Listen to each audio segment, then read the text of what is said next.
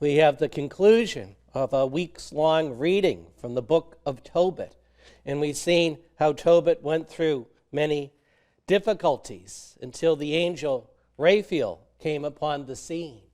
And we see in Raphael as God's messenger, one sent by God, trying to fix the situation. We see Raphael as matchmaker for Tobit's son and the marriage of his son with Sarah. Sometimes we forget in our church tradition how important angels are. In fact, Pope Gregory the Great listed 9 different levels of angels in one of his homilies. 9 levels of angels. Angels, archangels, virtues, the first level. The second level, power, principalities, dominions. And the final level, thrones, cherubim, and seraphim. In our church calendar, we celebrate angels twice a year.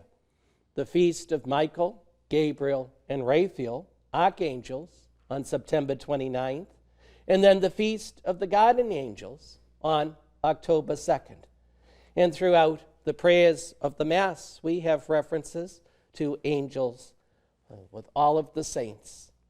We see angels as messengers of God, the great message of Gabriel to Mary. We see angels as servants of God, Raphael. We see angels as defenders of the heavenly kingdom in Michael. And angels have that gift of being close to God. But I always remember a story. One of my mentors in seminary gave a year-long question to the class.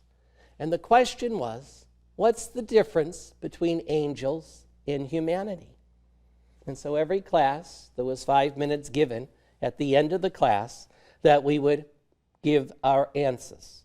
And all year long, no, wrong, no, wrong. We couldn't get it. We couldn't get it. We would prepare for these 5 minutes, and every possibility we have, well, angels are spirits, humans are flesh. No, that's not the main difference. And so all year long, no, he would shoot us down. Finally, when the end of the year came and no one got the answer, and we said, well, what is the answer? And profoundly he said, the difference between angels and humanity can be forgiven.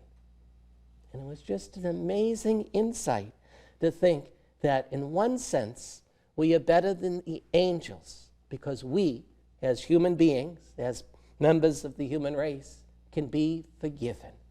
And we say that at the Easter Exultet. Oh, happy fault when the candle is being lit. Oh, happy fault. Recognizing that through sin, we get a Savior. So this day, maybe we need to take a pause and see, do we have a prayer to our guardian angels? Do we have a prayer to all of the angels? And to see in the angels as messengers of God, as defenders of God, as that vehicle of in-between God's world and us, to give that message of hope, that angels are with us. But as much as we think of the 9 levels of angels and all of that celestial sphere, that we as humans can be forgiven and angels cannot.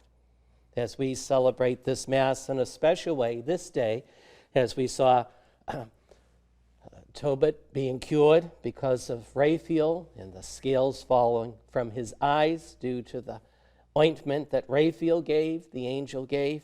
We'll remember in a special way all those who are suffering from illness, undergoing operations or living recovery, that the angels indeed may guide and protect us always. And yes, the angels are always with us, but thankfully we can be forgiven.